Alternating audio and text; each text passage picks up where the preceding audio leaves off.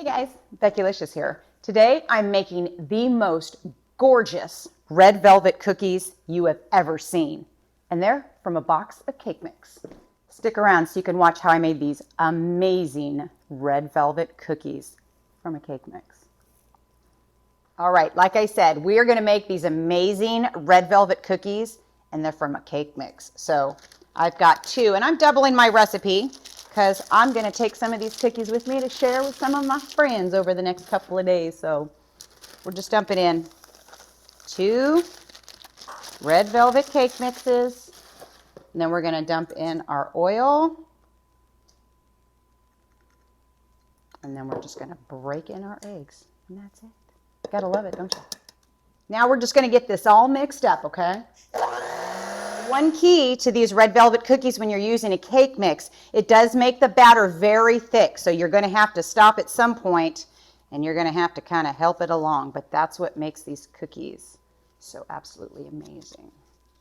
Right, now we are just going to roll these puppies up, and I like to make good size cookies. And then we are going to dunk them in our powdered sugar. There we go, and that's it. Pretty easy. So while I'm dealing with my red velvet cookies, don't forget to like and subscribe and share with your friends, and click on the link me for some other fun stuff. Okay, these red velvet cookies are going to go in the oven, 350 degrees, about 8 to 10 minutes. So we will check on them to make sure they don't burn. All right, these red velvet cookies have been in for just about 10 minutes. Look at how amazing those look. Don't they look amazing? Now we just need to transfer them over to a cooling rack and let them cool down, and then we get to eat one. All right, these gourmet looking cookies are done.